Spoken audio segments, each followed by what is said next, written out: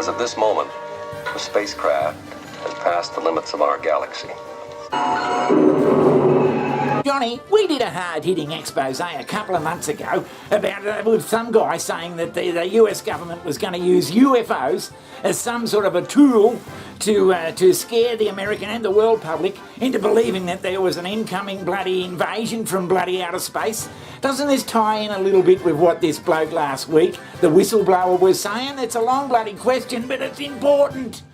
Well, that was a pretty long, torturous question, Johnny, but the answer is yes. It's presumed to be. A couple of months ago, we did do a hard-hitting expose where this bloke come out, he was a former whatever, and said it's all part of a plot, this alien activity, to sort of brainwash the general community into believing that there is an alien threat out there, and we've got to spend a couple of squillion bucks to fix it and make sure we protect ourselves.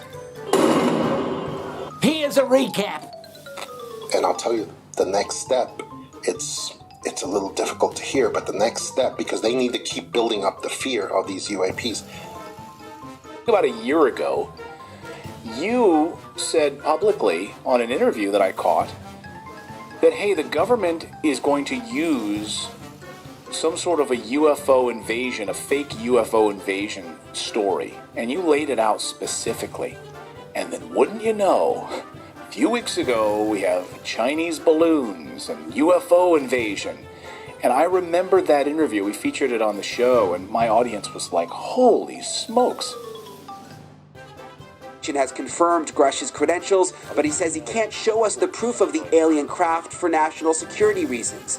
In a somewhat frightening revelation, Grush claims the non-human species may not be friendly. I've been told that there have been attempts to bring down craft, that we've acted offensively against non-human craft.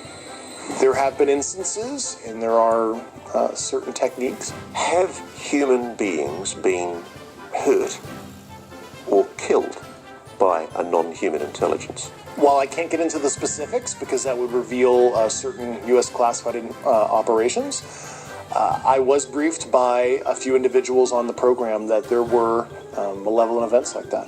Now, I don't know, Johnny, it does seem a bit coincidental that he said all these things 2 months ago, and now, last week, we get this prick come out and says that the US government has these UFOs, and they do exist, and they're out there, and we better be careful because we don't know what's going to happen, and all that sort of bloody claptrap.